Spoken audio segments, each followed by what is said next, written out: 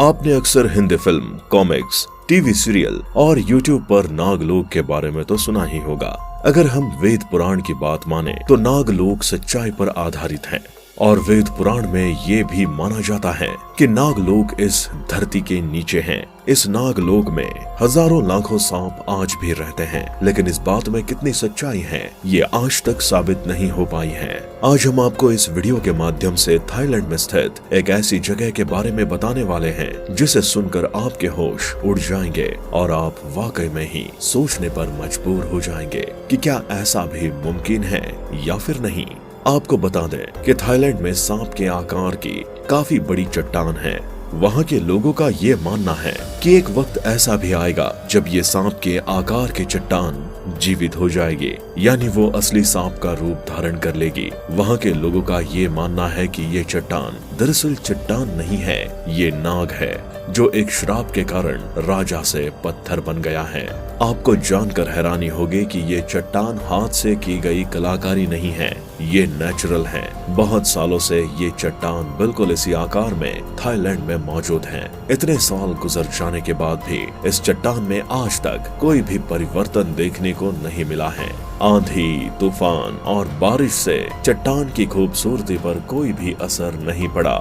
जब आप पास से इस चट्टान को देखेंगे तो आपको लगेगा कि ये किसी कलाकार के द्वारा हाथ से चट्टान पर बनाई गई सांप की आकृति है, लेकिन सच्चाई यही है कि ये वर्षों से यहाँ पर मौजूद है। जब आप इस चट्टान को पास से देखेंगे तो इसके ऊपर आपको वैसे डिजाइन नजर आएंगे जैसे सांप के ऊपर होते हैं। ये देखिए इस चट्टान का सिर वाला हिस्सा।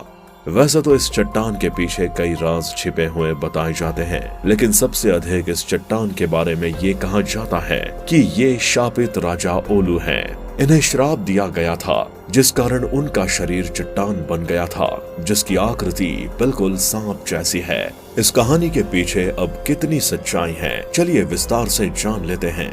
थाईलैंड में हांगकांग लेक एक जगह है जो कि बियोंग खोंग लोंग जिले में है। कहा जाता है कि बरसों पहले इस जगह का नाम रातपपा नाखेन था, जिसके राजा ओल्लू थे। राजा ओल्लू के पत्नी का नाम केवी लिंगया था और इनकी पुत्री का नाम क्योंकाम था। क्योंकाम की शादी संपता नाम के एक व्यक्ति से हुई थी। कुछ सालों बाद उनके घर में एक पुत्र ने जन्म लिया जिसका नाम फाहुंग था। फाहुंग देखने में बहुत ज्यादा सुंदर, बुद्धिमान और चरित्रवान भी था। फाहुंग की मुलाकात एक खूबसूरत नारी नागरांत नारी से हुई। फिर धीरे धीरे दोनों की मुलाकात होने लगी और दोनों एक दूसरे से प्यार करने लगे। एक दिन फाहुंग ने नागरांत नारी को शादी के लिए प्रपोज कर दिया। नागरांत नारी भी फाहुंग से बहुत ज्यादा प्यार करती थी, इसीलिए उसने शादी के लिए हाँ कह दी। लेकिन अंदर ही अंदर नागरांत नारी ज्यादा परेशान भी थी। ऐसा इसलिए क्योंकि जिस प्रकार नागदेव हुआ करते थे, इस प्रकार नागरानी भी होती थी और नागरांत नाग रानी ही थी। नागरांत रानी ने फाहुंग को शादी के लिए हाँ तो करती थी, लेकिन वो अंदर ही अंदर इसलिए परेशान थी क्योंकि वो नागरानी थी और उसे ये डर था कि अगर वो फाहुंग को सच बता देगी तो वो उससे शादी नहीं करेगा, उसे छोड़कर चला जाएगा। इस समस्या से निपटने के लिए नागरांत रानी ने अपने पिता नागराज से मिलने का फैसला किया और वो नागलोक चली गई। नागलोक में जाकर उसने अपने पिता को अपने बारे में सब कुछ बता दिया कि वो कैसे किसी से प्यार करती है और शादी करना चाहती है। नागराज भी काफी दुविधा में पड़ गए, लेकिन बेटी की खुशी के सामने उन्होंने फाहुंग के साथ शादी करवाने का फैसला किया। आपको जानकर हैरानी होगी कि नागराज ने बिना किसी को बताए अपनी बेटी नागरांत रानी की शादी फाहुंग से कर दी। फाहुंग के साथ साथ उनके परिवार और किसी को भी ये नहीं पता था कि जिसके साथ फाहुंग की शादी हो रही है वो एक नागरानी है।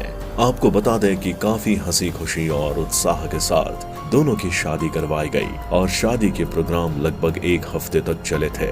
शादी के 3 साल बाद तक तो सब कुछ सही रहा, लेकिन 3 साल के बाद नागरांत रानी की जिंदगी में ऐसा तूफान आया कि सब कुछ तबाह हो गया। दरअसल 3 साल शादी को हो गए थे, लेकिन अब तक नागरांत रानी किसी संतान को जन्म नहीं दे पाई थी। इसी वजह से वो बहुत ज्यादा परेशान रहने लगी, अंदर ही अंदर सोचने लगी और इसी वजह से काफी ज्यादा बीमार हो गई। इतनी इतनी ज्यादा बीमार हो गई कि उसने नागिन रूप धारण करने का फैसला लिया। एक दिन जब नागरांत रानी इंसान के रूप से अपने नागिन रूप में आ रही थी तो एक नौकरानी ने उन्हें देख लिया। फिर क्या था, उस नौकरानी ने सबको उनके बारे में बता दिया और धीरे धीरे पूरे राज्य में ये खबर फैल गई। रानी ने बहुत ज्यादा कोशिश की कि वो फिर से अपने मनुष्य वाले शरीर में वापस आ जाए, लेकिन वो मनुष्य का रूप धारण नहीं कर सकी क्योंकि वो बहुत ज्यादा बीमार थी। राजा ओलू, जो कि फाहूम के पिता थे, उन्होंने नागलोक के नरेश को पत्र भेजा और कहा कि आप अपनी पुत्री को वापस ले जाइए। नागलोक के नरेश के पास जब ये पत्र पहुंचा तो उन्हें काफी ज्यादा बुरा लगा क्योंकि वो अपनी बेटी के लिए कुछ नहीं कर सकते थे। नागराज अपनी बेटी को वापस लाने के लिए आ गए क्योंकि उनसे अपनी बेटी की बुरी हालत देखी नहीं जा रही थी। जब नागराज अपनी बेटी को लेकर जा रहे थे तो उन्होंने राजा उल्लू से अपना दिया हुआ हीरो का मुकुट वापस मांगा, लेकिन राजा ने मुकुट वापस नहीं किया। उस समय तो नागराज क्रोध में वापस चले गए, लेकिन वो उसी रात वापस आए और पूरे रातप्पा में आतंक मचा दिया और वहाँ के सारे लोगों को मौत के घाट उतार दिया। साथ ही साथ उन्होंने रातप्पा के नरेश राजा ओलू को भी ये श्राप दे दिया कि जब तक रातप्पा में लोग नहीं बस जाते तब तक वो सांप योनि में रहेंगे। तो दोस्तों, ये हमने आपको थाईलैंड के इतिहास के बारे में बताया है, जो इस सांप की आकृति के पत्थर के पीछे की कहानी है।